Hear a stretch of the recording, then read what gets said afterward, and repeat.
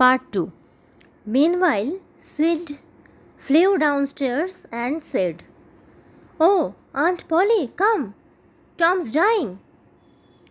Meanwhile মানে এর মধ্যে সিড ফ্লিউ ডাউনস্টেয়ার্স।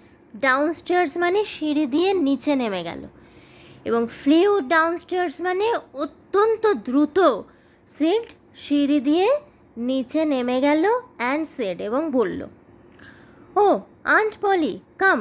বলছে যে আন্ট পলি এক্ষুনি এসো, টমস ডাইং, টম মারা যাচ্ছে। ডাইং? মারা যাচ্ছে? Yes. Don't wait, come quick. বলছে যে হ্যাঁ, অপেক্ষা করো না, এক্ষুনি এসো, তাড়াতাড়ি এসো। What rubbish! কী সমস্ত বোকা বোকা কথা! আই ডোন্ট বিলিভ ইট, আমি এ সমস্ত বিশ্বাস করি না। She flew upstairs with Sid and Mary, Tom's cousin. যেরকম ডাউনস্টেয়ার মানে হচ্ছে নিচে নেমে যাওয়া সিঁড়ি দিয়ে, সেরকমই আপস্টেয়ার্স মানে হচ্ছে সিঁড়ি দিয়ে উপরে উঠে আসা। তো সিডের কথা শুনে আন্ট পলি সিঁড়ি দিয়ে দ্রুত চলে এলেন, এবং সাথে কারা রইল? With Sid and Mary, Tom's cousin. সাথে সিড রইল আর হচ্ছে মেরি। মেরি হচ্ছে টমের কাজিন। কাজিন মানে খুঁড়তুতো জারতুতো বোন এরকম। হার ফেস গ্রিউ পেল। তো আন্ট পলির মুখটা ফ্যাকাশে হয়ে গেল। অ্যান্ড হার লিপস ট্রেম্বলড, এবং তার ঠোঁট দুটো কাঁপছিল, মানে খুব দ্রুত উঠে এসেছেন তো ওই জন্য। When she reached the bedside, যখন তিনি বিছানার ধারে পৌঁছলেন বা বিছানার কাছে পৌঁছলেন, শি গ্যাসপড আউট, তিনি হাঁপাতে হাঁপাতে বললেন, Tom, Tom, what's the matter with you? Tom, কী হয়েছে, কী হয়েছে তোমার সাথে, কী ব্যাপার? ও আন্টি, মানে এই যে বলে একটা হাইফেন, মানে কথাটা শেষ হলো না, অর্থাৎ টমের যেন এতই শরীর খারাপ, সে কথা মানে আর শেষ করতে পারছে না, এতটাই তার শরীর খারাপ। What is the matter with you child? তখন বলছে, কী হয়েছে, কী সমস্যা হয়েছে তোমার?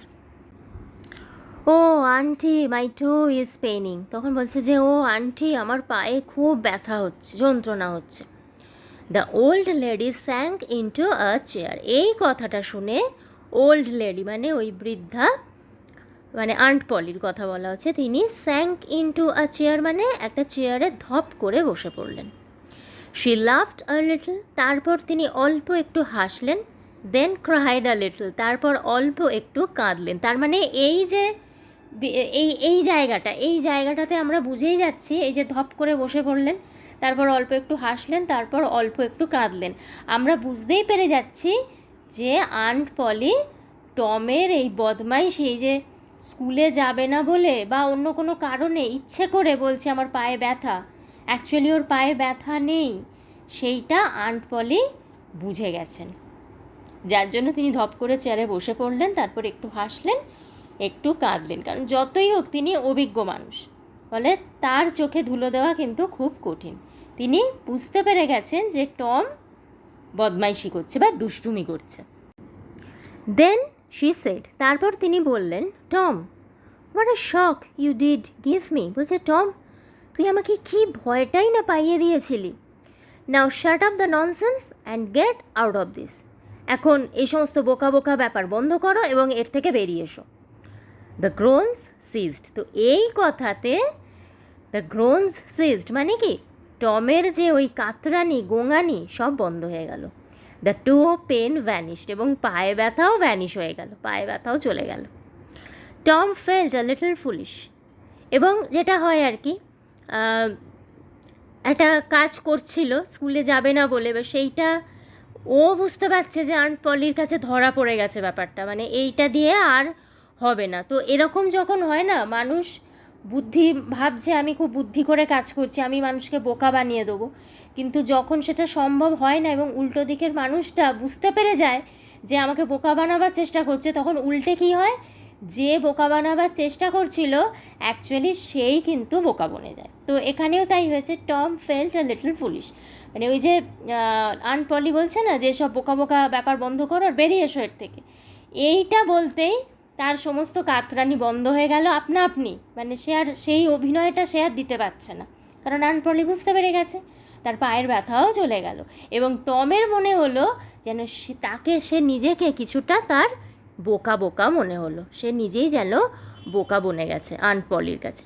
এবং সেইভাবেই অ্যান্ড এবং সে বলল, Aunt Polly, how my tooth aches. এইবার দেখছে পায়ে ব্যথা দিয়ে হবে না, এবার বলছে, আন্ট পলি, আমার দাঁতে কি ব্যথাই না করছে, the pain is more than that in my two.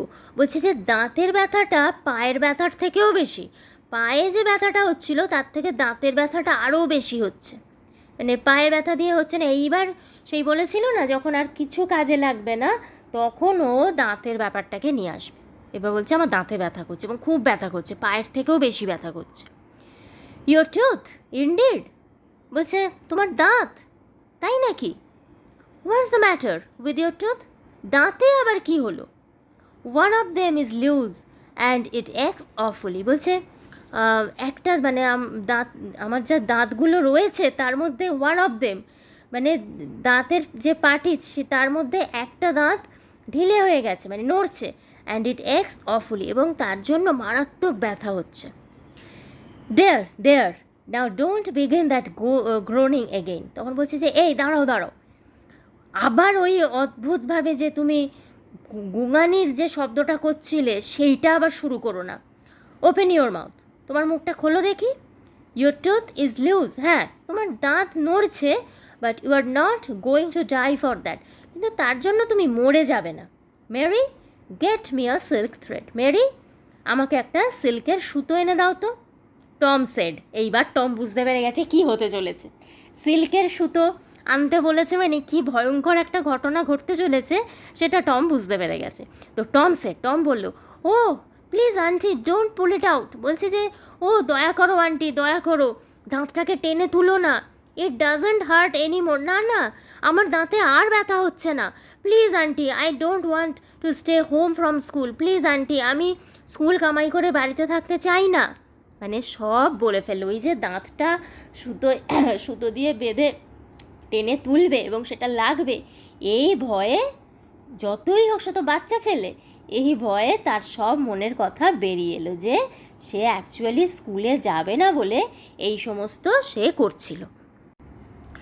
So all this was because you wanted to stay home from school and go fishing. এইবার আন্ট পলি বলছে, আচ্ছা তাহলে এই সমস্ত যে তুমি করছো সকাল থেকে, পেটে ব্যথা, পায়ে ব্যথা, দাঁতে ব্যথা, এইসব হচ্ছে তুমি স্কুল না গিয়ে বাড়িতে থাকবে আর তারপর মাছ ধরতে যাবে এই জন্য। Tom, I love you so much and you try to break my heart in every way with your naughtiness. বলছে টম, আমি তোমাকে এত ভালোবাসি আর তুমি প্রতিটা পদে পদে তুমি দুষ্টুমি করে করে আমার মনটাকে একদম ভেঙে দাও। By this time the dental instrument was ready. তো এই সমস্ত কথাবার্তা যখন চলছিল তার মধ্যে ডেন্টাল ইনস্ট্রুমেন্ট তৈরি হয়ে গিয়েছিল। ডেন্টাল ইনস্ট্রুমেন্ট বলতে কি, এটা খুব প্রশ্ন আসে যে ডেন্টাল ইনস্ট্রুমেন্ট বলতে কোন জিনিসটাকে বলা হয়েছে, সেটা হচ্ছে ওই সিল্ক থ্রেড বা সিল্কের একটা সুতো। তো নিয়ে এসছে এর মধ্যে, মেরিকে বলেছিল আনতে।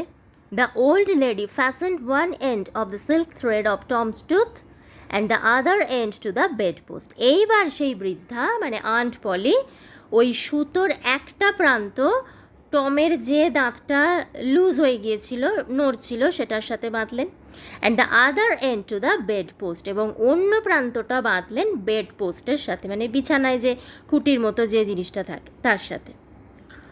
শি পুলড, এরপর তিনি এক টান মারলেন, and the tooth hung dangling by the bed post, এবং দেখা গেল এক টান দেওয়ার পরেই টমের দাঁতটা সেই বেড পোস্ট থেকে ঝুলছে এবং ড্যাংলিং, দুলছে।